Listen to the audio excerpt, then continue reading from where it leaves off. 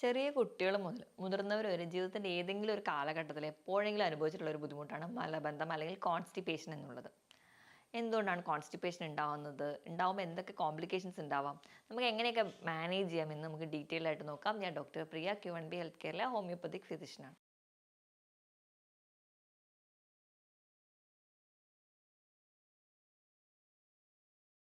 മലബന്ധം അല്ലെങ്കിൽ കോൺസ്റ്റിപ്പേഷൻ എന്ന് പറഞ്ഞാൽ പിഞ്ചു കുഞ്ഞ് അല്ലെങ്കിൽ ജനിച്ച് വീഴുന്ന കുഞ്ഞുങ്ങൾ തൊട്ട് അമ്മമാർക്കുള്ളൊരു ടെൻഷനാണ്. അയ്യോ, കുഞ്ഞിന് വയറ്റിൽ നിന്ന് പോയില്ല എന്നൊക്കെ പറയുന്ന ഒരുപാട് അമ്മമാരുണ്ട്. അപ്പോൾ ആ ഒരു ഏജ് തൊട്ടിട്ട് പിന്നെ കുഞ്ഞുങ്ങൾ വളരുന്ന ഓരോരോ സ്റ്റേജിലും കൃത്യമായിട്ട് മലശോധന ഉണ്ടോ എന്ന് നമ്മൾ നോക്കാറുണ്ട്. ഇന്ന് വയറ്റിൽ നിന്ന് പോയോ ഇല്ലയോ എന്നുള്ളത് നമ്മൾ ഉറപ്പിക്കാറുണ്ട്. കാരണം അത്രയും അധികം ഇമ്പോർട്ടൻ്റ് ആണ് ഈ കൃത്യമായ മലശോധന എന്നുള്ളത്. കാരണം മലം കൃത്യമായി പോയില്ലെങ്കിൽ നമുക്ക് ആ ഒരു ദിവസത്തെ ദൈനംദിന പ്രവർത്തനങ്ങളെ ബാധിക്കുന്നുണ്ട്, നമ്മുടെ മെൻ്റൽ ആക്ടിവിറ്റീനെ കൂടി ബാധിക്കുന്ന ഒന്നാണ്. അപ്പം അത് എന്ന് പറയുന്നത് നമുക്ക് വളരെ ബുദ്ധിമുട്ടുള്ളൊരു കാര്യമായതുകൊണ്ട് തന്നെ നമ്മൾ കോൺസ്റ്റിപ്പേഷൻ എന്നൊരു കണ്ടീഷനിലോട്ട് പോവാതിരിക്കാൻ മാക്സിമം നമ്മൾ ശ്രദ്ധിക്കാറുണ്ട്. അപ്പോൾ എന്താണ് ഈ മലബന്ധം എന്ന് നമുക്ക് നോക്കാം. മലബന്ധം എന്ന് പറയുന്നത് 3 ദിവസത്തിലും അധികമായിട്ട് നിങ്ങൾക്ക് ശോധനയില്ല. ചില ആൾക്കാർക്കാണെങ്കിൽ ഭയങ്കര ഹാർഡായിട്ടാണ് മലം പോകുന്നത്. ചില ആൾക്കാർക്ക് ഒരുപാട് നേരം സ്ട്രെയിൻ ചെയ്യണം. ചില ആൾക്കാർക്കാണെങ്കിൽ കഫം കൂടെ പോകുന്നത്, ഒരു മ്യൂക്കസ് ഡിസ്ചാർജ് കാണിക്കുന്നുണ്ട്. ഇങ്ങനെയുള്ള ഏതെങ്കിലുമൊക്കെ ലക്ഷണങ്ങൾ ഒരു 3 മാസത്തിലും അധികം നിൽക്കുകയാണെങ്കിൽ നിങ്ങൾക്ക് ഒരു മലബന്ധമുണ്ടെന്ന് പറയാം. ഇങ്ങനെ ഒരു കണ്ടീഷൻ ഉണ്ടെങ്കിൽ നിങ്ങൾ എത്രയും പെട്ടെന്ന് ഒരു ഡോക്ടറുടെ കൺസൾട്ടേഷൻ എടുക്കേണ്ടത് വളരെ അത്യാവശ്യമാണ്. കാരണം വിചാരിക്കുമ്പോൾ നിങ്ങൾ വിചാരിക്കും കുറച്ച് നാളായിട്ടുള്ള പ്രശ്നമാണ്, അത് ശരിയായിക്കോളും, അല്ലെങ്കിൽ നമ്മൾ വീട്ടിലെ ചെറിയ പൊടിക്കൈകളൊക്കെ ചെയ്ത് കഴിഞ്ഞാൽ ശരിയാകും എന്നൊക്കെ ആയിരിക്കും നമ്മൾ വിചാരിക്കുക. പക്ഷേ ഇങ്ങനെ കോൺസ്റ്റിപ്പേഷൻ കണ്ടിന്യൂസ് ആയിട്ട് നിൽക്കുന്ന ഒരാൾക്കാണെങ്കിൽ പിന്നീട് അത് മറ്റ് കോംപ്ലിക്കേഷൻസ് അല്ലെങ്കിൽ മറ്റ് പല ബുദ്ധിമുട്ടുകളിലോട്ട് പോകാനുള്ള ചാൻസ് വളരെ കൂടുതലാണ്. അപ്പം നമുക്ക് ഇന്ന് ഈ വീഡിയോയിലൂടെ നമുക്കത് ഡീറ്റെയിൽഡ് ആയിട്ട് നോക്കാം. ഇനി നമുക്ക് മലബന്ധം എന്താണെന്ന് നോക്കി, ഇനി നമ്മൾ മലബന്ധം ഉണ്ടാകാനുള്ള കാരണങ്ങൾ എന്തൊക്കെയാണെന്ന് നോക്കാം. അപ്പം ഒന്നാമതായിട്ട് നമ്മൾ കഴിക്കുന്ന ഭക്ഷണം നമ്മുടെ വായിൽ നിന്ന് നേരെ ആമാശയത്തിലെത്തുന്നു. ആമാശയത്തിൽ നിന്ന് പിന്നെ ചെറുകുടൽ, വൻകുടൽ, പിന്നെ മലദ്വാരം, പുറത്തേക്ക് പോകുന്നു. അങ്ങനെയാണല്ലോ പ്രോസസ്സ്. അപ്പം ഈ കൂടുതലായിട്ട് ഫോം ചെയ്യുന്നത് വൻകുടലിൽ വെച്ചിട്ടാണ്. വൻകുടൽ എന്ന് പറഞ്ഞാൽ ഒരു 4 മുതൽ 6 മീറ്ററോളം നീളം പറയുന്നുണ്ട്. അപ്പോൾ അവിടെ ചെറിയ ചെറിയ മൂവ്മെൻറ്റ്സ് ഉണ്ടെങ്കിൽ മാത്രമേ മലമായിട്ട് ഫോം ചെയ്ത് അത് മലം പുറത്തേക്ക് മലദ്വാരത്തിലൂടെ പോവുകയുള്ളൂ. അപ്പോൾ ഈ ഒരു മൂവ്മെൻറ്റ്സ് ഒക്കെ കറക്റ്റ് ആവണമെങ്കിൽ നമുക്ക് കൃത്യമായ ഒരു വ്യായാമം വേണം, നമ്മുടെ ഭക്ഷണം കൃത്യമായിരിക്കണം. ഇതൊക്കെയാണ് നമുക്ക് വേണ്ടത്. ഇപ്പോൾ ചെറിയ കുട്ടികൾ തൊട്ട് ഈ ഒരു കോൺസ്റ്റിപ്പേഷൻ്റെ ബുദ്ധിമുട്ടുണ്ടെങ്കിൽ അതിന് പ്രധാന കാരണം എന്ന് പറഞ്ഞാൽ അവരുടെ ഭക്ഷണം തന്നെയാണ്. നമുക്കറിയാം, നമ്മൾ കൂടുതലായിട്ടും കുട്ടികൾക്കൊക്കെ കൊടുക്കുന്നത് ബിസ്ക്കറ്റ്സ് അല്ലെങ്കിൽ പേസ്ട്രീസ്, കുക്കീസ് ഒക്കെയാണ്. ഇവയൊക്കെ കൂടുതലും മൈദ കൊണ്ട് ഉണ്ടാക്കുന്നതാണ്. അതോടൊപ്പം തന്നെ ഒരുപാട് അഡിക്റ്റീവ് ആയിട്ടുള്ള കുറേ കളേഴ്സും ഒക്കെ ആഡ് ചെയ്യുന്നുണ്ട്. മൊത്തത്തിൽ പറഞ്ഞാൽ ഒരു പ്രോസസ്ഡ് ഫുഡാണ് നമ്മൾ കൊടുക്കുന്നത്. പച്ചക്കറികളോ പഴവർഗ്ഗങ്ങളോ ഒന്നും കുട്ടികൾ കഴിക്കാനും തയ്യാറല്ല. അതോടൊപ്പം തന്നെ വെള്ളം കുടിയുടെ അളവ് കുറയുക. ചെറിയ കുട്ടികളായിരിക്കുമ്പോൾ തന്നെ ഫോർമുല മിൽക്കുകളും ടിൻഡ് ഫുഡുകളൊക്കെ ധാരാളം കഴിക്കുക. ക്യാൻഡ് ജ്യൂസസും ക്യാൻഡ് ഫുഡും ഒക്കെയാണ് നിങ്ങൾ കഴിക്കുന്നതെങ്കിൽ ഇവയൊക്കെ നിങ്ങളുടെ മലശോധനയെ ബാധിക്കുന്നുണ്ട്.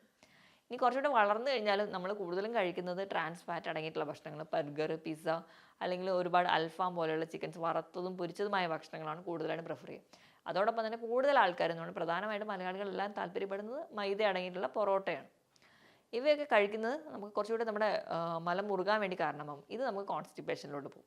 അതോടൊപ്പം തന്നെ നമ്മുടെ ജീവിതശൈലി എന്ന് പറഞ്ഞിട്ടുണ്ടെങ്കിൽ പ്രത്യേകിച്ച് വ്യായാമമൊന്നുമില്ല, എക്സസൈസ് ഒന്നുമില്ല, നമുക്കങ്ങനെ വെയിറ്റൊക്കെ കൂടുന്നു, നമ്മൾ കഴിക്കുന്ന ഭക്ഷണം ഇങ്ങനെയാണ്. അപ്പം വ്യായാമമൊന്നും ഇല്ലാതെ നടക്കുമ്പോൾ തന്നെ നമുക്ക് പല പല ബുദ്ധിമുട്ടുകൾ തുടങ്ങും. ഇതൊക്കെ ഒരു കോൺസ്റ്റിപ്പേഷനിലോട്ട് പോകുന്നുണ്ട്. ഇതല്ലാതെ തന്നെ ഇപ്പോൾ സ്ത്രീകളുടെ കേസിലാണെങ്കിൽ ഗർഭാവസ്ഥയിൽ ചില ഹോർമോണൽസിൻ്റെ ചേഞ്ച് കൊണ്ടും അതുപോലെ തന്നെ ഒരു കുഞ്ഞ് നമ്മുടെ യൂട്രസിൽ വളരുന്നതിൻ്റെ ഭാഗമായിട്ടും ഉണ്ടാകുന്ന ഒരു പ്രഷർ കൊണ്ട് അവർക്ക് കോൺസ്റ്റിപ്പേഷൻ ഉണ്ടാവാറുണ്ട്. ഇത് ആ ഒരു പ്രഗ്നൻസി പീരീഡ് കഴിയുമ്പോൾ അത് തന്നെ അങ്ങ് മാറാറാണ് ഒരുപാട് പേർക്കും. ചില ആൾക്കാർക്ക് മാത്രമേ അത് നീണ്ടു നിൽക്കാറുള്ളൂ.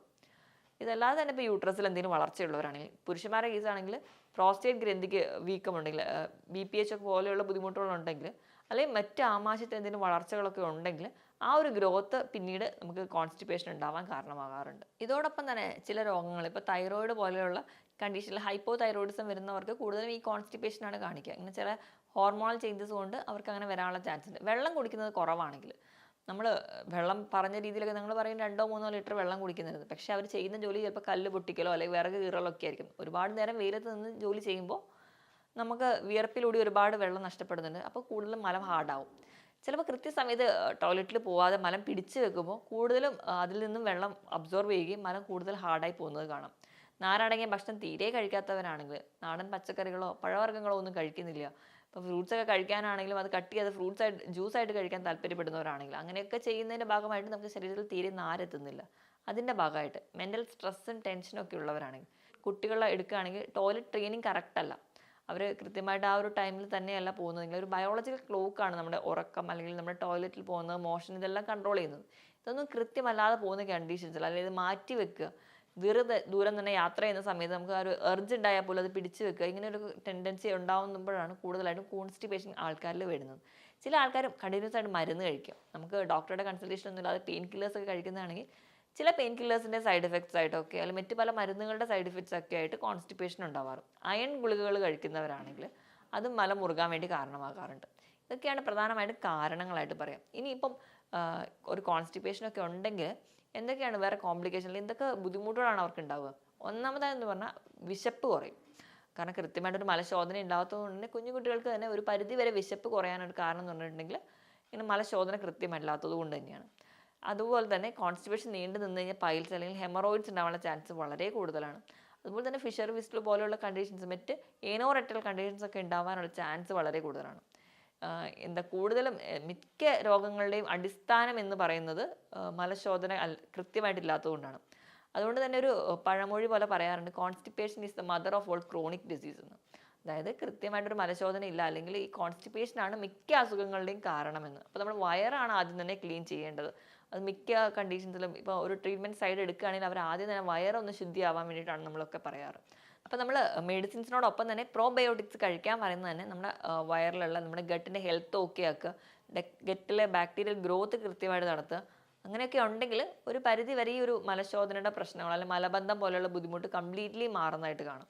അപ്പം ഇതൊക്കെ നിങ്ങൾ ആദ്യം തന്നെ ഒന്ന് നോട്ട് ചെയ്ത് നോക്കുക. ഇതൊക്കെ കൃത്യമായിട്ട് ഇരിക്കാൻ വേണ്ടി ശ്രദ്ധിക്കുക. ഈ ബുദ്ധിമുട്ടുകളോടൊപ്പം തന്നെ ഇങ്ങനെ കോൺസ്റ്റിപ്പേഷൻ ഉള്ളവർക്ക് നടുവിന് വേദന പറയാറുണ്ട്. ചില ആൾക്കാർക്ക് തന്നെ നമ്മുടെ അടുത്ത് വരുമ്പോൾ തന്നെ നടുവേദനയായിട്ടായിരിക്കും പ്രസൻറ്റ് ചെയ്യുക. പല ലക്ഷണങ്ങളും ഒക്കെ നമ്മൾ നോക്കിക്കഴിഞ്ഞാൽ പ്രത്യേകിച്ച് വേറെ ബുദ്ധിമുട്ടുകളൊന്നും ഇല്ല, അല്ലെങ്കിൽ നടുവിൻ്റെ പ്രശ്നങ്ങളായിരിക്കില്ല. ചിലപ്പോൾ നമ്മൾ കേസ് എടുത്ത് വരുമ്പോഴാണ് അറിയാറ് ഇങ്ങനെ ഒരു മലബന്ധം പോലെയുള്ള പ്രശ്നമുണ്ട്, അതുകൊണ്ടാണ് അവർക്ക് നടുവേദന ഉണ്ടാവുന്നത്. ഗ്യാസിൻ്റെ ബുദ്ധിമുട്ടുകൾ നിൽക്കാറുണ്ട്. കാരണം മലശോധന കൃത്യമായിട്ടല്ലാതെ വരുന്നതുകൊണ്ട് ദഹന പ്രക്രിയ കറക്റ്റായിട്ട് നടക്കില്ല. അസിഡിറ്റി, നെഞ്ചിരിച്ചിൽ, പുളിച്ചു തകട്ടൽ പോലെയുള്ള ബുദ്ധിമുട്ടുകളും ഇവർക്ക് കാണിക്കാറുണ്ട്.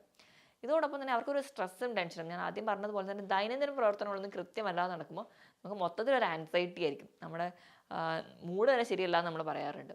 അപ്പോൾ ആ ഒരു പ്രശ്നമൊക്കെ നമുക്ക് കാണിക്കാറുണ്ട്. നമ്മൾ വിചാരിക്കുമ്പോൾ ഒരു ദിവസത്തെ ഒരു ജനറൽ ആക്ടിവിറ്റി ആയിട്ടായിരിക്കും കാണുക, പക്ഷേ കൃത്യമല്ലാതെ നടക്കുമ്പോൾ നമുക്ക് മെൻ്റൽ ആക്ടിവിറ്റീനെയും ഫിസിക്കൽ ആക്ടിവിറ്റീനെയും ഇത് ബാധിക്കുന്നുണ്ട്.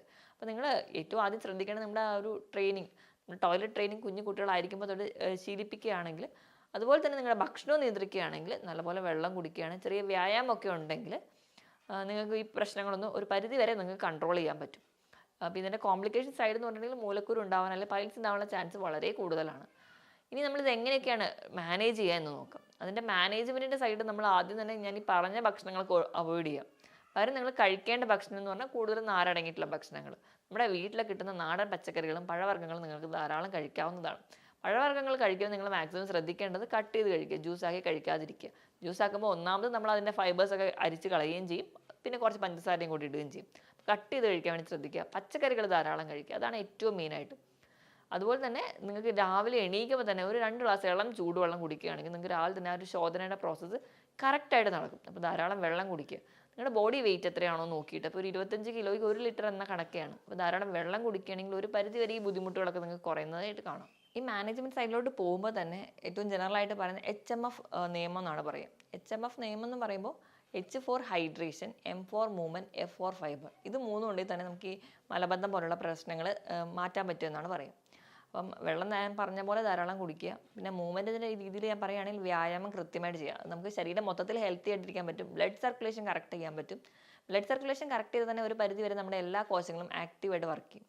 ഇപ്പം ബ്ലഡ് സർക്കുലേഷൻ്റെ കാര്യം പറയുമ്പോഴാണ് നമ്മൾ രാവിലെ എണീക്കുമ്പോൾ തന്നെ ഒന്ന് സ്ട്രെച്ച് ചെയ്ത് എണീക്കാൻ പറയാറുണ്ട്. കാരണം ഹാർട്ടിന് കൃത്യമായ ഒരു പമ്പിങ് കുറച്ചുകൂടി ഈസി ആയിട്ട് നടക്കും. അപ്പം മലദ്വാരത്തിൻ്റെ ആ ഒരു ഏരിയയിലൊക്കെയുള്ള ബ്ലഡ് പമ്പിങ് കൂടുതലായി നടക്കുന്നതുകൊണ്ട് നമുക്ക് മലശോധന കൃത്യമായിട്ട് നടക്കുന്നതാണ്. അപ്പം ഇതൊക്കെ ശ്രദ്ധിക്കണം. ഇനി ഭക്ഷണത്തിൻ്റെ കേസിലോട്ട് വരികയാണെങ്കിൽ നാരടങ്ങിയ ഭക്ഷണത്തിനോടൊപ്പം തന്നെ ഇലക്കറികൾ ധാരാളം കഴിക്കുക. ചീര, മുരിങ്ങയൊക്കെ കഴിക്കുകയാണെങ്കിൽ അതിലൊക്കെ ധാരാളം ഫൈബേഴ്സ് അടങ്ങിയിട്ടുണ്ട്. അതോടൊപ്പം തന്നെ ഇപ്പം ഫ്രൂട്ട്സിൻ്റെ കേസിലൊക്കെയാണെങ്കിൽ പേരയ്ക്ക, പപ്പായ, നെല്ലിക്ക ഇവയൊക്കെ സ്ഥിരമായി കഴിക്കുന്നത് വളരെ നല്ലതാണ്.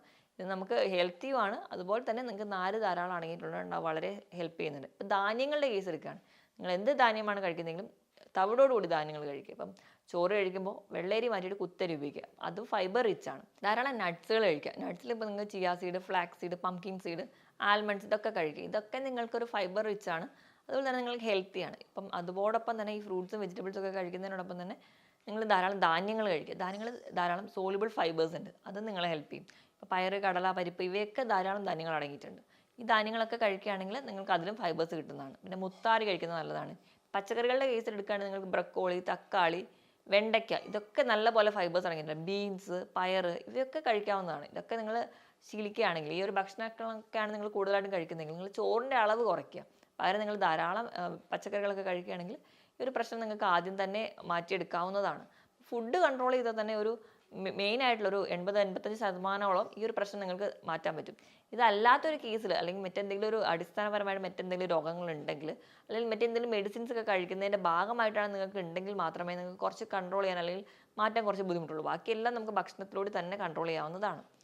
പിന്നെ ഞാൻ ആദ്യം പറഞ്ഞ പോലെ കൃത്യമായ ഒരു ടോയ്ലറ്റ് ട്രെയിനിങ് കൂടി കൊടുക്കുകയാണെങ്കിൽ ഒരു പരിധി വരെ നമുക്ക് ഈ ബുദ്ധിമുട്ടുകളൊക്കെ മാറ്റാം. ഇതോടൊപ്പം തന്നെ നിങ്ങൾക്ക് കഴിക്കാവുന്ന ഒന്നാണ് കുമ്പളങ്ങ ജ്യൂസ്. കുമ്പളങ്ങ ജ്യൂസൊക്കെ കഴിക്കുന്നത് വളരെ നല്ലതാണ്. അതുപോലെ തന്നെ നിങ്ങൾക്ക് ഒരു ടിപ്പായിട്ട് ഉണക്കമുന്തിരി കഴിക്കാം. രാത്രി നല്ലപോലെ കഴുകിയ ശേഷം ഉണക്കമുന്തിരി ഒരു 10 എടുത്ത് വെള്ളത്തിലിടുക. രാവിലെ നല്ലപോലെ ഞെരടി ആ വെള്ളവും കൂടി ചേർത്ത് കഴിക്കാം. അതോടൊപ്പം തന്നെ ഈന്തപ്പഴം ചേർത്ത് കഴിക്കാം. ഇതൊക്കെ നിങ്ങൾക്ക് കൃത്യമായിട്ട് ഒരു മലശോധന തരുന്നതാണ്. അതുപോലെ ഓട്സ് ഒക്കെ കഴിക്കുക. നുറുക്ക് ഗോതമ്പ് കുഞ്ഞു കുട്ടികൾക്കൊക്കെ ഈ ഒരു കോൺസ്റ്റിപ്പേഷനൊക്കെ വരുമ്പോൾ ഈ നുറുക്ക് ഗോതമ്പ് കൊണ്ട് കഞ്ഞി അല്ലെങ്കിൽ പായസമൊക്കെ ശർക്കര ചേർത്ത് ഉണ്ടാക്കി കൊടുക്കുകയാണെങ്കിൽ ഒരു പരിധി വരെയൊക്കെ ഈ മലശോധനയുടെ പ്രശ്നങ്ങളൊക്കെ മാറുന്നുണ്ട്. സ്ഥിരമായിട്ട് ഏത്തപ്പഴമൊക്കെ കഴിക്കുന്നവർക്ക് ഒരുപാട് പേർക്കും ഈ ഒരു മലബന്ധത്തിൻ്റെ ബുദ്ധിമുട്ടുകൾ കാണാറുണ്ട്. അത് മാക്സിമം കുറയ്ക്കാൻ വേണ്ടി ശ്രദ്ധിക്കുക. കുട്ടികളുടെ കേസിലാണെങ്കിലും മുതിർന്നവരുടെ കേസിലാണെങ്കിലും നെയ്യൊക്കെ നല്ലോണം കഴിക്കുക. അതുപോലെ തന്നെ പ്രോബയോട്ടിക്സിൻ്റെ ഒരു ഉദാഹരണമാണ് നെയ്യ്. അതുപോലെ തന്നെ തൈര്, പഴങ്കഞ്ഞി, ഉപ്പിലിട്ട മാങ്ങ അല്ലെങ്കിൽ ക്യാബേജ്, ക്യാരറ്റ് ഇവയൊക്കെ ഒരു പ്രോബയോട്ടിക്കാണ്. ഇതൊക്കെ നിങ്ങൾ ഉൾപ്പെടുത്തുകയാണെങ്കിൽ ഇഡ്ഡലി, ദോശ ഇവയൊക്കെ നിങ്ങൾക്കൊരു പ്രീബയോട്ടിക്കാണ്. അപ്പോൾ ഇവയൊക്കെ നിങ്ങൾ ഭക്ഷണത്തിൽ ഉൾപ്പെടുത്തുകയാണെങ്കിൽ പുളിയില്ലാത്ത തൈരൊക്കെ സ്ഥിരം നിങ്ങൾ ഭക്ഷണത്തിൽ ഉൾപ്പെടുത്തി നോക്കൂ. അപ്പോൾ ഒരു പരിധി വരെ നിങ്ങളുടെ വയറിൻ്റെ എല്ലാ പ്രശ്നങ്ങളും, ഇപ്പോൾ ഒരു മലബന്ധം ഉണ്ടാകുന്നതുകൊണ്ടായിരിക്കും പലർക്കും ഗ്യാസിൻ്റെ ബുദ്ധിമുട്ട്, അസിഡിറ്റിയുടെ പ്രശ്നമൊക്കെ ഉണ്ടാകുന്നത്. ഈ പറഞ്ഞ രീതിയിലൊക്കെ പ്രോബയോട്ടിക്സ് കഴിക്കാം. അതോടൊപ്പം തന്നെ കൃത്യമായിട്ട് വ്യായാമം, ധാരാളം വെള്ളമൊക്കെ കുടിക്കുക. എങ്കിൽ തന്നെ ഒരു പരിധി വരെ നമുക്കിത് കുറയ്ക്കാം. ഇതല്ലാതെ ആവുമ്പോൾ മാത്രമാണ് നമുക്ക് ചെറിയ ബുദ്ധിമുട്ടുകളൊക്കെ ഉണ്ടെങ്കിൽ ഒരു ഡോക്ടറുടെ കൺസൾട്ടേഷൻ എടുക്കുക. വീട്ടിൽ തന്നെ ഒറ്റമൂലികളൊക്കെ വെച്ച് പരീക്ഷിക്കാതെ എപ്പോഴും നിങ്ങളൊരു ഡോക്ടറുടെ കൺസൾട്ടേഷൻ എടുക്കുക. നിങ്ങളുടെ ഫുഡ് ചാർട്ട് നിങ്ങളൊന്ന് മാറ്റുകയാണെങ്കിൽ തന്നെ കൃത്യമായ ഒരു ഡയറ്റീഷ്യൻ്റെ അഡ്വൈസ് കൂടി ഉണ്ടെങ്കിൽ നിങ്ങൾക്ക് നല്ലൊരു ട്രീറ്റ്മെൻറ്റ് കിട്ടുന്നതായിരിക്കും. ഹോമിയോപ്പതിയിലും ഫലപ്രദമായ ചികിത്സ ലഭ്യമാണ്. മറ്റൊരു ഹെൽത്ത് ടോപ്പിക്കുമായിട്ട് വീണ്ടും കാണുന്നത് വരെ നന്ദി.